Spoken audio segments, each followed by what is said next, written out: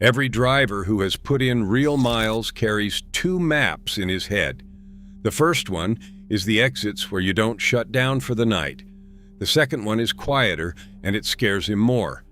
It's the roads where you don't want the check engine light to come on at all. Not because of who might find you out there, but because nobody will. No lot with a fence, no tow that shows up in 40 minutes, no bar of signal to call the one that never shows.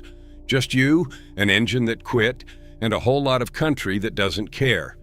Nobody printed that map either. You built it one long, empty stretch at a time. And tonight we are putting 15 of those roads in order, from lonely to the kind of lonely that has a body count. Anybody can tell you a road is remote. That's the lazy version. We went to the exact corridors, the exact mile markers, the exact gaps between the last gas and the next one, and we backed every single one with hard numbers, state data, or a reputation drivers have been repeating for 50 years. Some of these you'll recognize. A couple of them you run right now. And waiting at the very top of this list is a road where there is no hospital for its entire length, where your phone goes dead the second you cross one river, and where the wildlife at the far end can actually hunt you. A national TV crew built a whole series around it. You already half know its name. Let's get into it. Number 15, Interstate 80 across the Great Salt Lake Desert in Utah. And I'm starting you somewhere familiar on purpose because this is an interstate.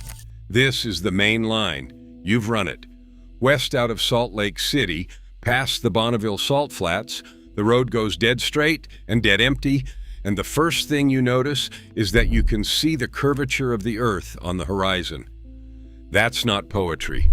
That's how flat and how long this is. From the Nevada line at Wendover, it's around 47 miles to the next real services heading east. The exits in between are Salt, Wind, and a military testing range called Dugway that they don't want you wandering into. The trap here isn't cargo, and it isn't grade. It's your eyelids. This stretch is so featureless that Utah had to bolt up special drowsy driver warning signs after fatigue crashes stacked up. In 1 year, that one county lost 14 people to fatigued driving alone. And if you do coast to a stop out here, the shoulders near the flats hide soft mud that has swallowed vehicles right up to the frame.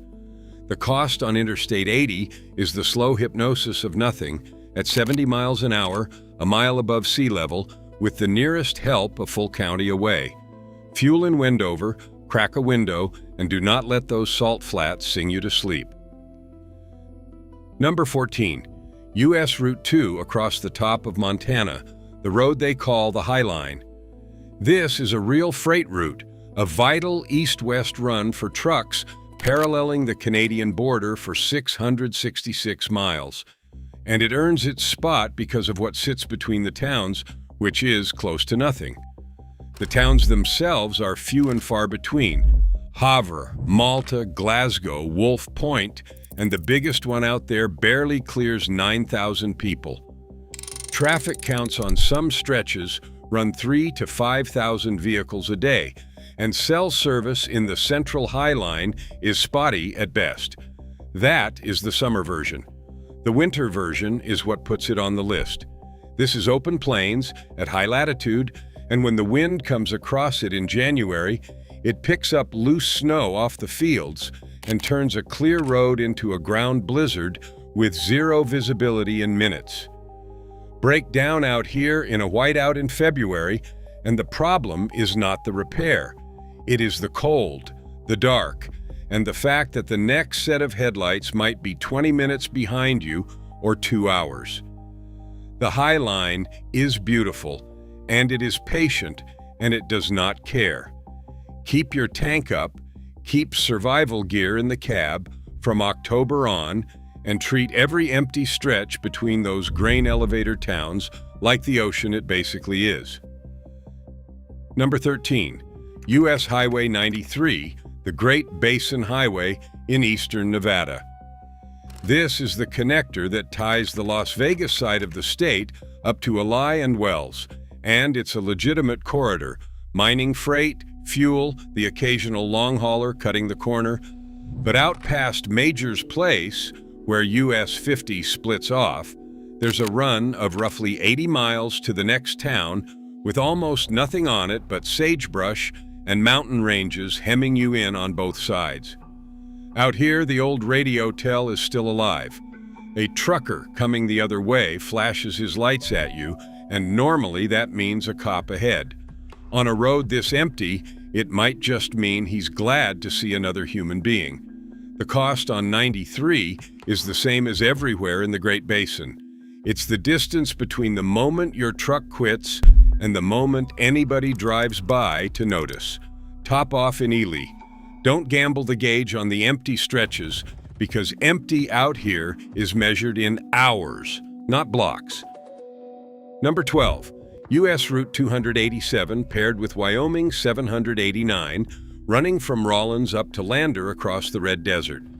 On the map, it's a shortcut. In real life, it crosses the Great Divide Basin, which is one of the strangest pieces of ground in the country, a place where the Continental Divide actually splits and rings a whole basin so that water falling there has no outlet to any ocean at all. It just sinks into the dirt at 7,000 feet. Between Rawlins and Lander, that's roughly 120 miles, and the only fuel you'll find is a single stop at Muddy Gap. That's it.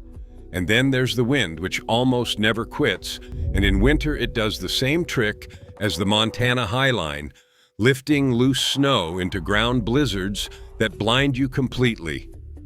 Drivers describe crossing this basin in a whiteout and latching onto the taillights of the one truck ahead of them just to find the road. The cost out here is exposure in a high cold desert where a stall in January puts you hours from the nearest warm building. Fuel in Rawlins, respect the wind advisories, and if the ground starts smoking with blown snow, understand that the road can erase itself in front of your hood. Real quick, one pit stop before we head south. If this list has you nodding at even one stretch of empty road, hit subscribe. It's free, and unlike the reefer, it will never wake you up at 3 a.m. because it decided to quit 200 miles from the nearest shop. Number 11, US 285 in West Texas, the one the locals renamed Death Highway. This one's different from the rest because it's not that nobody's out there. It's that everybody's out there, all at once, on a road built for a fraction of them. Route 285 runs from Pecos toward Carlsbad through the heart of the Permian Basin oil boom, and on a two-lane road never designed for it, you'll find something like 10,000 semis and oil tankers a day. The nickname came out of the crash numbers as the boom took off. On the Texas stretch, 93 people died in a single year. Tiny Loving County went from 18 wrecks in one year to over 100 the next, in a county with barely more than 60 residents. Zoom out, and the Permian Basin holds around 1.6% of the people in Texas and around 12% of its traffic deaths. So the isolation here is a cruel joke. You're remote, the shoulders are thin or gone, help is far, and yet you're shoulder to shoulder with exhausted oil field drivers running hard. Break down on 285, and you're a stationary target on a road that's already killing people who are moving. Texas made part of it a safety corridor and doubled the fines. The cost is the worst of both worlds, alone and crowded at the same time. If you run it awake, run it defensive, and get off the traveled part completely if you have to stop. Number 10. Interstate 70 through the San Rafael Swell in Utah. Here's a fact worth keeping in your head the next time dispatch routes you west out of Green River. The 110-mile stretch of Interstate 70 between Green River and Salina is the single longest piece of the entire interstate highway system with no motorist services. None. It was the longest brand new highway route built in this country since the Alaska Highway, and most of the exits out there aren't exits at all. They're viewpoints, brake check pullouts, and runaway ramps. The signs say it plainly: no services for the next 100+ miles, and they mean it. This is Red Rock country, gorgeous in the daylight and absolutely indifferent to your problems after dark. The cost here is simple math. Your truck quits at the wrong milepost, and you're potentially 50 miles from either end with a phone that may or may not find a tower. Everybody who runs this corridor fuels in Salina or Green River as a religion. Do the same. Cross the swell with a full tank and a full mind, because the swell was carved by an ocean that's been gone 180 million years, and it is in no hurry to see you again. Number 9.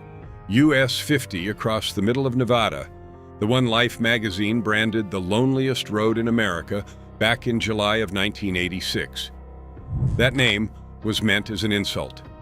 A spokesman for the Auto Club said there was nothing out there, no points of interest, and warned people not to drive it unless they were confident in their survival skills. Nevada looked at that, shrugged, and printed it on a survival guide passport for tourists. But under the marketing is a real road, roughly 287 miles across the Great Basin, with only 3 actual towns strung along it: Austin, Eureka, and Ely, separated by 17 named mountain passes and a whole lot of sagebrush silence. You can drive a full hour and not see another set of headlights. The cost on US 50 is the classic Great Basin cost. Cell service is a rumor between towns, and if you go down out here, your rescue could be a very long time coming. Fill up in every town, whether you think you need it or not, carry water, and tell somebody your timeline before you disappear into the basin. Number 8. US 6, which runs more or less parallel to 50 to the south. And here's the part that gets a laugh from drivers who actually know Nevada. 50 gets the famous nickname, but 6 is lonelier. Between Tonopah and Ely, US 6 has the longest signed distance between gas stations anywhere, 168 miles from pump to pump. It carries roughly 1/5 of the traffic that 50 does, and in its entire run across the state, it passes through just 2 towns with a combined population of about 6,500. The old road guides put it bluntly: do not leave any town on Highway 6 with a half a tank, because you may not get the chance to fill it. The cost on D6 is 50's cost with the volume turned up. Fewer cars, longer gaps, same dead phone. If dispatch routes you across it, treat that Tonopah fuel stop like the last one on Earth, because for the next 168 miles, it is. Number 7. Nevada State Route 375, the one somebody in the 1990s renamed the Extraterrestrial Highway because it runs right up the eastern edge of Area 51 and the Nellis Test Range. The aliens are a gimmick. The emptiness is not. This road has no gas on its entire length, and the signs at the junction warn you it is 111 miles to the next fuel. Here's the detail that says it all. The single farthest point from a McDonald's anywhere in the lower 48 states sits about 17 miles from the junction of this highway and US 6. Think about that. In a country with a golden arches on half the off-ramps, the most remote spot from one is right here, and there used to be a McDonald's in nearby Tonopah until it closed. The one settlement on the whole road, a place called Rachel, is barely a settlement at all. The cost on 375 is total. No fuel, no services, spotty to dead signal, and a military reservation you very much cannot cut across for help. If you are out here, you plan to be, and you had better have planned all the way to the next tank. Number 6.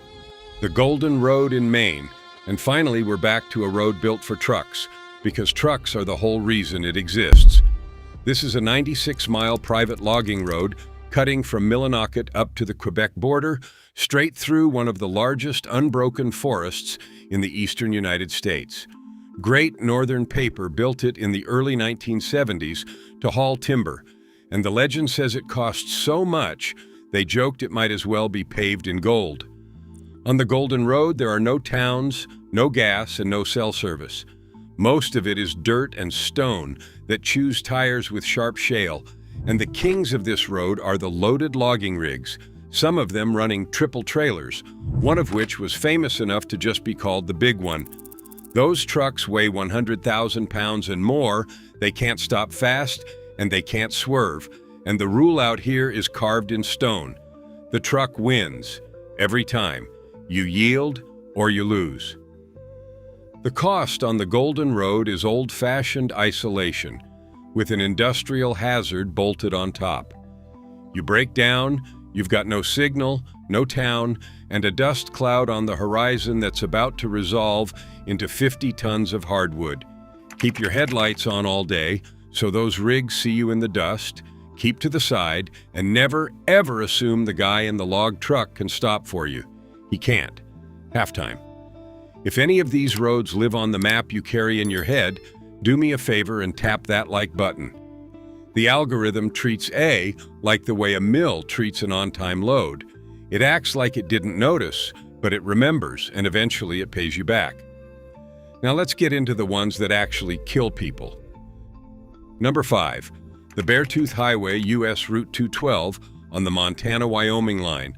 Now I'll be straight with you, you won't see many big rigs up here, and that's exactly the point I want to make. This is 68 miles of switchbacks climbing to nearly 11,000 feet at Beartooth Pass, the highest highway in the Northern Rockies, a road so pretty that Charles Kuralt called it the most beautiful drive in America. And it is so brutal that the road itself quits for over half the year. It closes every fall and doesn't reopen until around Memorial Day, and even then, snow shuts it down in June and again in September without asking anybody's permission. It climbs from around 5,200 feet to nearly 11,000 in about a dozen miles. The reason this belongs on a list about breaking down is that up top, there is nothing, no services, no shelter, thin air, and weather that turns from summer to whiteout in an afternoon. If your engine or your brakes give out on those switchbacks, you are stranded above the tree line in a place that is trying to become winter every single day of the year. The cost is exposure at altitude with no easy way down.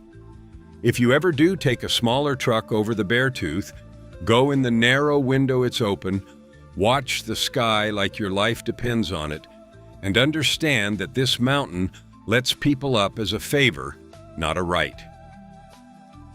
Number 4. The Taylor Highway and the Top of the World Highway in Alaska's interior. This is 160 miles of Alaska Route 5, running from the Alaska Highway up near the Canadian border to the old gold town of Eagle, and only the first stretch is paved before it turns to gravel. It is closed to vehicles from October through April, and drivers who have run it all say the same thing. The danger here is not cliffs or grade, it is the isolation. You can drive long stretches and see no other vehicle at all. There is little to no cell signal. There are no towns, just rolling ridgelines, old mining scars, and endless sky. Out past a wide spot in the road called Chicken, the gravel gets narrow and steep, and if you go down out there, you are genuinely on your own for a long, long time. The cost on the Taylor is the purest form of what this whole list is about. Not a dramatic death, just a quiet one, cold and alone, hours from anyone, because your truck picked the wrong place to stop. If you run interior Alaska, you carry a satellite messenger, not a cell phone, because the cell phone is a paperweight up here. Number 3. The Denali Highway, Alaska Route 8. 135 miles of mostly gravel between Paxson and Cantwell. Before the Parks Highway opened, this was the only road to Denali, and today it's a lightly traveled, poorly maintained ribbon of washboard and dust that they don't even keep open in winter. Maintenance ends in the fall and the road closes, and here's the line that matters, straight from the state itself. Traveling this unmaintained road in winter is extremely risky, and drifts can claim vehicles and lives. That's not a slogan. As recently as 1996, 3 people died of exposure right here when snow blocked their way and trapped them. There are 3 remote lodges on the whole route and no cell service for most of it, which is why the towing outfit stationed out there stays busy pulling rigs out of the soft spots and changing shredded tires. The road crests McLaren Summit above 4,000 feet, and you'll share it with moose, caribou, and grizzly. The cost on the Denali is spelled out in that state warning. This is a road where a breakdown at the wrong time of year has already killed people, plural, in the exact way this whole video is about. If you're on it, be off it before the first snows, carry 2 spares, and never treat the gravel like pavement. Number 2, Death Valley, California. The runner-up isn't one road, it's the network of them threading the hottest place on the surface of the earth. Furnace Creek holds the world record at 134 degrees, set back in 1913, and it still routinely runs past 120 degrees in summer.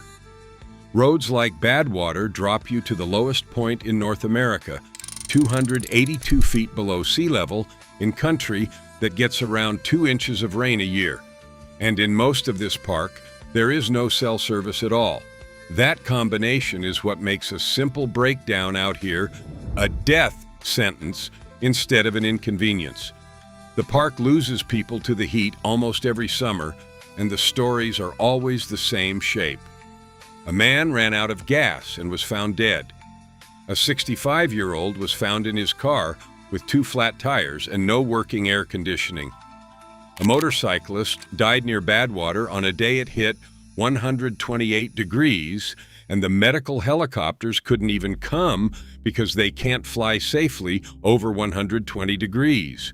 Read that twice. The rescue bird is grounded by the same heat that's killing you. The park's own advice, if you break down, is grim and practical. Stay with the vehicle, put the hood up, and mark an X on the ground big enough for an aircraft to see. The cost in Death Valley is your life. Quickly, if the sun catches you stopped. Anybody hauling fuel or supplies into Furnace Creek or Stovepipe in July already knows this. Full tank, water for days, and you do not, under any circumstances, wander off from the truck. And that brings us to number 1, the single most isolated road in America, the one I teased at the very top, and it isn't close. The James-Dalton Highway in Alaska, the Hall Road. This is 414 miles, running from the Fairbanks area all the way up to the oil fields at Dead Horse and Prudhoe Bay, built in 1974 as the supply line for the Trans-Alaska Pipeline, and it is the loneliest stretch of road this country has. Here is what that actually means for a driver. There are no hospitals anywhere on its 414 miles. None. The nearest real medical care is back in Fairbanks or up at the very end in Dead Horse, and in between there is nothing. Cell service quits at the Yukon River and basically never comes back. The last fuel and the last real truck stop is at a tiny place called Coldfoot, around mile 175, which isn't even halfway, and past that, it's roughly 240 miles to the next chance to fuel or resupply. The whole road passes through just 3 specks of settlement, one of which, Coldfoot, has a population of about 10 people. And then the road tries to kill you the honest way, with weather. It climbs the Brooks Range at Adigan Pass, the highest year-round pass in Alaska, where avalanches come down onto the pavement and the temperature can hit 60 below zero. Cold like that will freeze a truck's fluids solid while you watch. The drivers up there have named the road's features like old enemies: the roller coaster, the beaver slide, the ice cut, and a corner whose polite name is Shit Corner.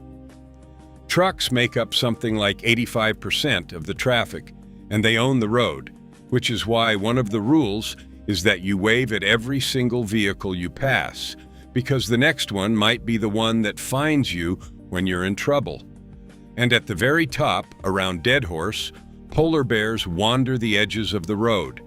That makes the Dalton the only highway in America where the wildlife hazard can be actively hunting you. This is the road the BBC put in a series about the world's most dangerous drives. It's the road ice road truckers made famous. And the reason it sits at number 1 is that everything the rest of this list does in pieces, the Dalton does all at once. The no services emptiness of Interstate 70 in Utah, the killer cold of the Wyoming basins, the dead cell signal of the Taylor, the exposure deaths of the Denali, the heat's opposite number, but just as lethal. All of it stacked on one 414-mile road with no hospital, no signal, no fuel for 240 miles, and a bear at the far end. So what does the Dalton actually cost a driver who breaks down at the wrong milepost? Everything. That's the whole answer. Help is measured in hours if you're lucky and the weather allows. And up there, the weather rarely allows. If you ever run the haul road, you go with survival gear you know how to use, 2 spare tires, extra fuel, and the understanding that you are the rescue party. There isn't another one coming. So that's the map. From an interstate across a salt desert all the way to a haul road with polar bears at the end of it. And notice what every single one of these had in common. It was never really about the terrain or the temperature by itself. It was about the distance between the second your truck quits and the second another human being drives by to notice. That's the whole thing. Some roads keep that number down to a few minutes. These 15 stretch it out to hours or days, and a few of them stretch it out to forever. Now it's your turn. Drop the loneliest stretch you've ever run in the comments, the one where you caught yourself doing the math on your fuel and your phone bars at the same time, because somebody rolling onto that road tomorrow hasn't learned it yet. And if this list earned a spot on the map you carry in your head, subscribe. It's about the only thing left in trucking that's still free. Until next time, keep the rubber side down, the shiny side up, and the tank fuller than you think you need it.